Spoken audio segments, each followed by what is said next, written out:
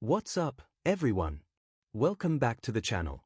Today, we are tackling a hot topic that trips up every second junior developer: setting up automated deployment to a real VPS server for two completely separate environments, dev and production.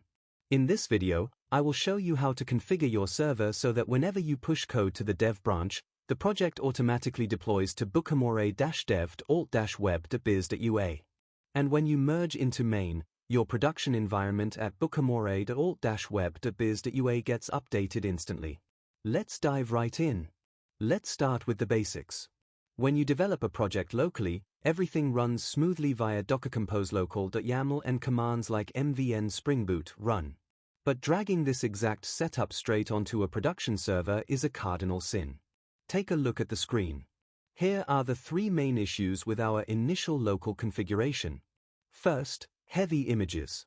The local Docker file weighs over 700 megabytes because it packs the entire Maven build system and a full JDK inside. For a VPS with limited RM, this is a massive waste of resources. Second, a security loophole. The database port 5432 is fully exposed to the outside world, 0.0.0.0. This means absolutely anyone on the internet can attempt to connect to your database, especially if it's secured with default credentials like Postgres. Third, disappearing images. The upload storage path points directly inside the project directory. The moment Docker rebuilds the container during an update, every single book cover uploaded by your users will be permanently wiped out. To solve the image size issue once and for all, we are rewriting the backend Docker file using a multi-stage build. As you can see on the screen, the entire process is split into two distinct steps. The build stage 1, we pull a heavy image containing Maven, copy our source code inside, and compile it into an optimized, standalone .jar file. The runtime stage 2, we switch to a super lightweight Eclipse Temurin 17Dri Alpine image, which is only about 180 megabytes. We copy our compile.jar file over and run it under a secure, non-root user named app. As a result, our final container image is 3 times smaller and significantly more secure. Now, let's fix the architectural flaws concerning the database and user uploads. To prevent user uploads from vanishing, we extract the upload path using the app_upload_r environment variable and map it directly onto the server's file system into the oivar-lib bookmore uploads folder. We mount this directory into both the backend and Nginx containers.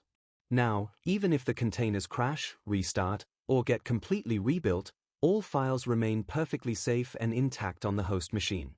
To completely lock down the database from potential attackers, we remove the ports mapping section for PostgreSQL entirely from our production compose file, replacing it with expose 5432. This ensures the database is accessible exclusively within the internal Docker network for our backend application, while blocking all incoming traffic from the outside internet.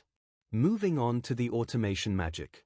The secret to a clean and seamless deployment is one single, universal workflow file named .github workflows deploy.yml that lives in both branches, main and dev. Take a look at this bash script embedded inside our pipeline. Whenever you push code, GitHub Actions automatically detects the active branch name. If it is main, it connects via SSH and navigates into the ~projects bookmore prod directory. If it is dev, it steps into the ~projects bookmore dev directory instead. Right after that, it executes a straightforward sequence, git pull origin branch_name followed by Docker Compose updbuild. This eliminates any merge conflicts over CI or CD files because everything is managed two isolated environments, bookmore dev and bookmore prod. Each folder holds its own distinct .env file. There are absolutely no hard-coded secrets or passwords in the source repository. In the dev environment, we specify credentials for a dedicated dev database. Meanwhile, in production, we use complex, randomly generated database passwords, unique 64-character JWT secret keys, and dedicated OAuth credentials for Google, Facebook, or Discord authentication providers. All incoming public traffic is captured by the main Nginx reverse proxy running on the host, secured with SSL certificates via certbot. It automatically routes requests based on the domain name. If a request hits the subdomain bookmore-dev.alt-web.biz.ua, Nginx proxies it to the dev containers. If it targets the root domain bookmore-alt-web.biz.ua, it routes the traffic to the production front-end static files and API gateway. Now, take a look at the screen. Right here, using Midnight Commander, we can see the actual folder structure on our VPS server where the project is deployed. Inside the home MRX deploy, or projects, directory, we have created two completely isolated environments, bookmore-dev and bookmore-prod. Each of them operates entirely independently. As you can see in the MC window, each folder holds its own dedicated .env file. There are absolutely no hard-coded passwords or sensitive tokens left in the GitHub repository. In the dev environment, we specify variables for a test database and a separate port. But production is where things get serious. It contains complex, randomly generated passwords, unique 64-character JWT secret keys, and confidential OAuth settings for Google, Facebook, or Discord authentication. All public network traffic is handled by the main Nginx reverse proxy, installed directly on the host machine and secured with SSL certificates via certbot. It works like a smart traffic controller. If a request comes into the bookmore-dev.alt-web.biz.ua subdomain, Nginx instantly forwards it to the dev container ports. If a user visits the main domain, bookmore-alt-web.biz.ua, the traffic goes directly to the production containers, serving the front-end static files and connecting seamlessly to a stable API.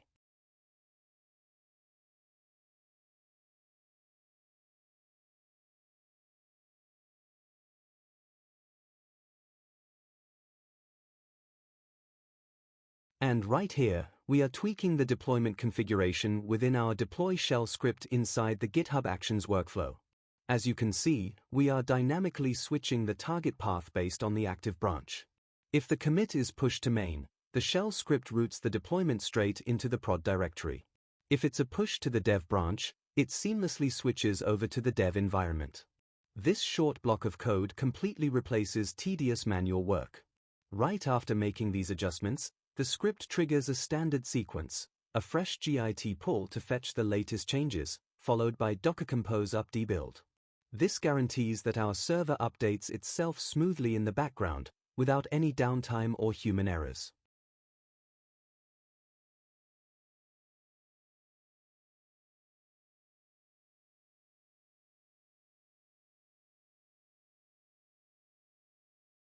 Now, when it comes to the automation itself, our CI or CD pipeline, we actually define it in a completely different place. Think of it as the command, grab this file, log into the VPS, and apply it. Here is how to properly structure and separate these responsibilities. All the automation logic lives inside a workflow file in your repository, specifically under .github workflows deploy.yml. This exact file tells GitHub, hey, whenever there's a push to the main branch, build the Docker image SSH into our VPS and update the deployment. Remember, the GitHub workflow file must reside in the .github workflows directory. It serves as a direct instruction manual for GitHub on how to connect to your VPS and trigger the update process. By the way, have you already created the .github workflows folder in your repo?